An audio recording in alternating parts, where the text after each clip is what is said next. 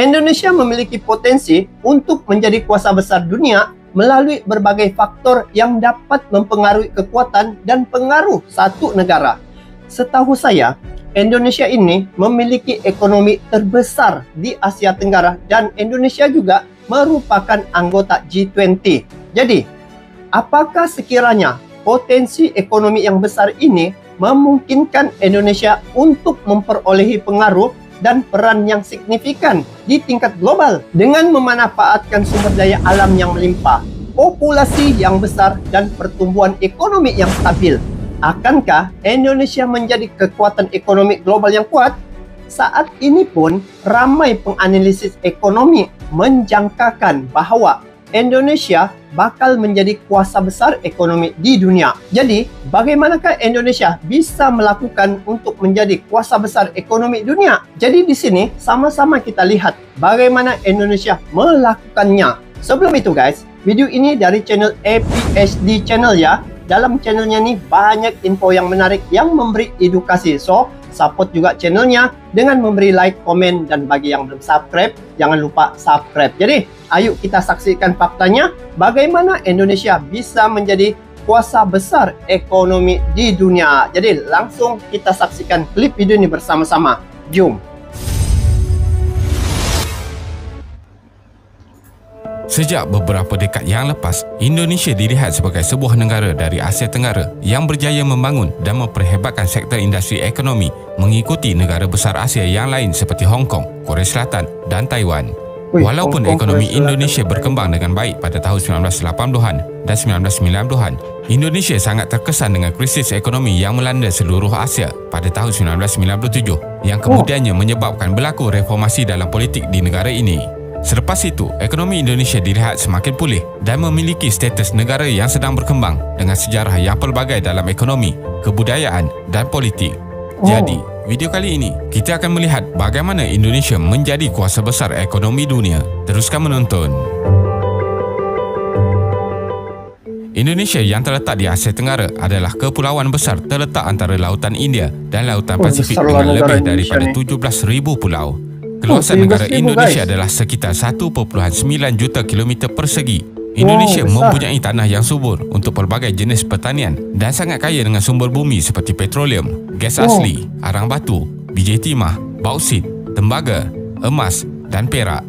Saya lihat ya, Indonesia nih sangat kaya dengan dia punya sumber daya alam ya yang terdapat di Indonesia. Ini juga yang membuatkan kebergantungan negara-negara asing khususnya Uni Eropa terhadap sumber daya alam yang ada di Indonesia. Saat ini Indonesia sentiasa diberi gugatan ya, yang saya tengok di berita-berita yang mana mereka mau agar Indonesia membuka semula ekspor ke Uni Eropa khususnya tentang bahan-bahan mentah seperti nikel yang terdapat di Indonesia itu. Mereka rasa macam kebutuhan sangat ya bahan mentah ini kerana mereka tidak ada lagi bahan mentah untuk diproduksikan di negara mereka. Dan Indonesia saat ini sangat aktif membuat hilirisasi terhadap bahan mentah ataupun sumber daya alam yang mereka miliki itu. Itu yang saya nampak Indonesia punya kaedah untuk menambah nilai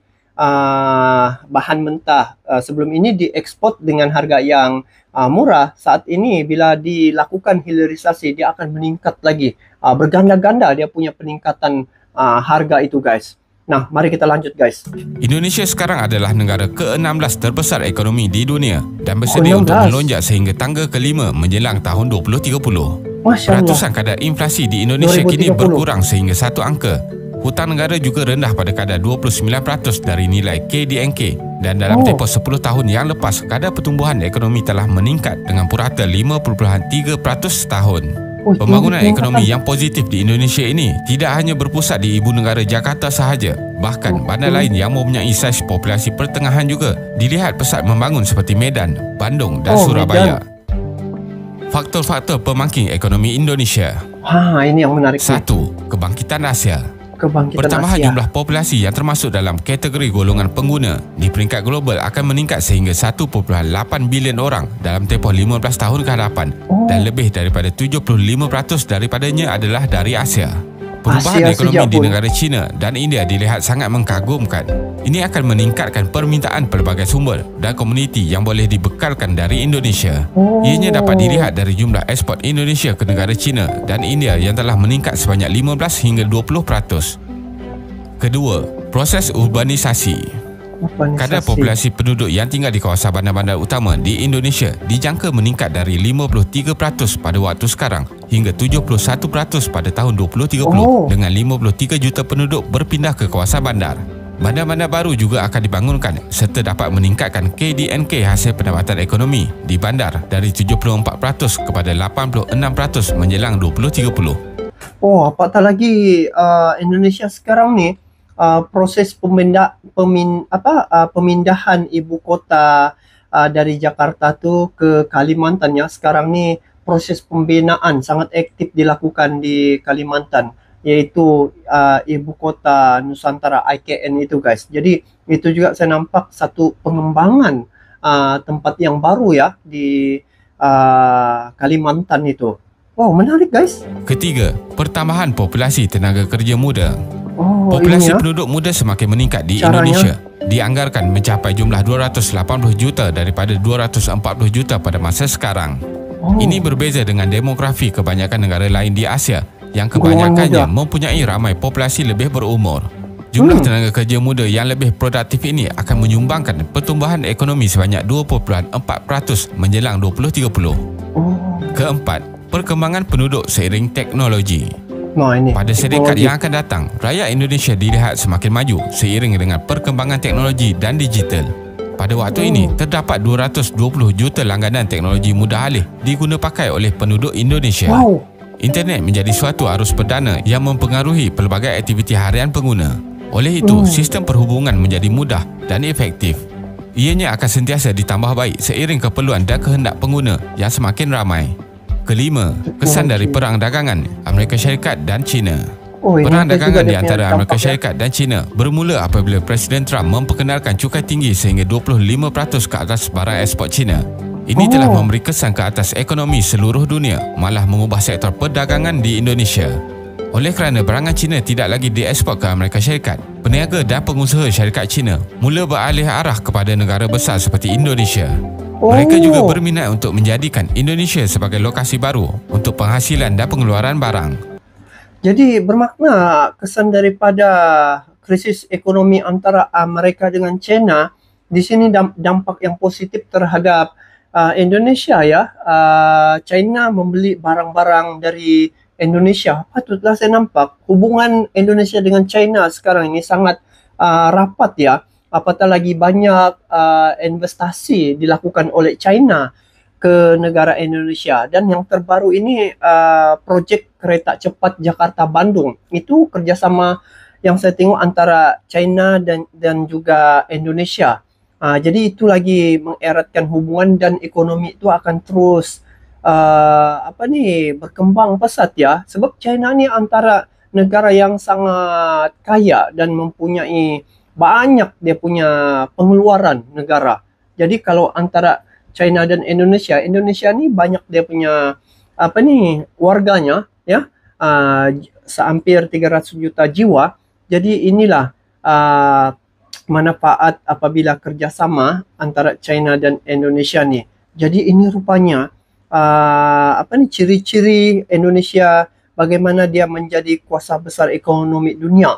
China ini bukan kaleng-kaleng punya negara guys. Dari segi teknologi, mereka banyak menguasai teknologi dan dari segi peralatan perang China juga ya. Ini saingan Amerika ni China ni. Nah, mari kita tengok. Ini ditambah dengan pelbagai tawaran baik seperti sumber tenaga kerja yang ramai, pemberian insentif cukai oleh kerajaan, kestabilan politik dan ekonomi. Keenam, pembangunan infrastruktur di Indonesia. Kerajaan Indonesia telah membuat pelbagai pelan pembangunan infrastruktur dan meningkatkan perbelanjaan untuk sektor ini. Banyak syarikat dari luar yang berminat untuk memindahkan kilang-kilang, terutamanya dari China, akan melihat usaha kerajaan membangunkan infrastruktur utama sebagai faktor positif. Indonesia membelanjakan 11% daripada hasil ekonomi untuk menaik taraf infrastruktur dan akan menaikkan jumlah perbelanjaan ini sehingga 20%. Berita ini akan menarik minat ramai lagi pelabur dari luar seperti Eropah untuk datang ke Indonesia.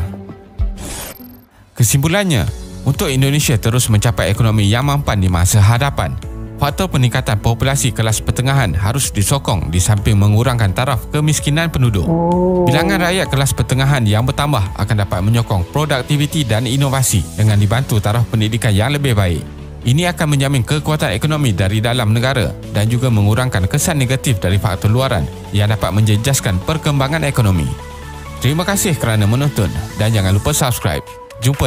Oke, info amat bermanfaat dan juga menarik ya. Bagaimana Indonesia melakukan perjalanan untuk menjadi kuasa besar ekonomi dunia, antaranya kerjasama dengan negara besar seperti China, dan ini ada satu hubungan yang baik saya tengok antara China dengan Indonesia nih. Dan apa yang saya nampak di sini yang di highlight adalah golongan pertengahan, yaitu golongan muda. Indonesia kan dia ramai dia punya penduduk, jadi pantas saja Indonesia melakukan hilirisasi ya. Dia stop sudah untuk mengekspor bahan mentah itu ke luar negara. Maka Indonesia membuat ya hilirisasi di negaranya sendiri. Jadi ini akan memberi peluang pekerjaan terhadap rakyat Indonesia yang begitu banyak ya.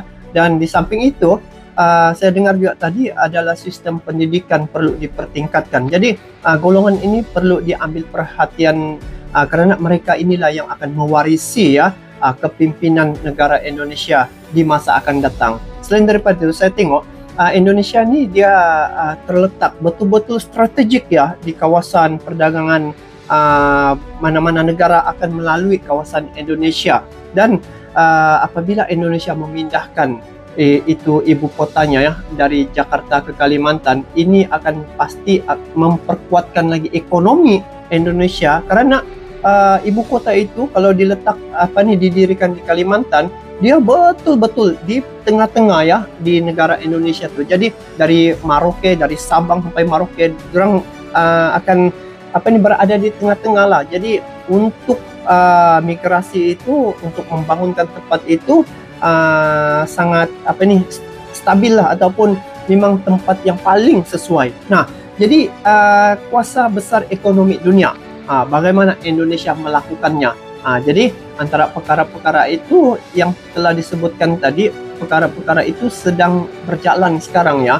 Apatah lagi di bawah kepimpinan Presiden Jokowi, dia mempunyai hubungan yang baik dengan banyak negara ya, dan Indonesia dalam grup G20 yang mempunyai ekonomi yang kukuh. Jadi itulah dikatakan Indonesia bakal menjadi kuasa ekonomi besar dunia, dan berita-berita ini sangat viral ya, dan saat ini sudah kelihatan usaha Indonesia untuk menjadikan kuasa besar ekonomi dunia. Lihat saja kalau di Indonesia nih, dia punya sumber daya manusia pun sudah mencukupi. Kalau di Indonesia itu sendiri menggunakan produk-produk Indonesia ya, dia pun sudah kira berbaloi ya untuk memperkukuhkan kitaran ekonomi di negaranya tanpa menjual ke negara-negara lain. Hanya dengan penduduk Indonesia itu sendiri pun sudah boleh cover keperluan dan juga ekonomi di negara Indonesia tuh, karena populasinya guys adalah sangat tinggi, hampir 300 juta jiwa. Jadi keperluan itu untuk rakyat Indonesia pun boleh kitaran ekonomi itu berlaku di Indonesia. Nah, jadi apapun semoga Indonesia bisa menjadi kuasa besar ekonomi dunia. Apabila dia berlaku, negara-negara sekitar pun boleh tumpang ya, tumpang bagaimana ya mau kata, tumpang manfaatnya lah, seperti pembangunan ibu kota di Kalimantan ya.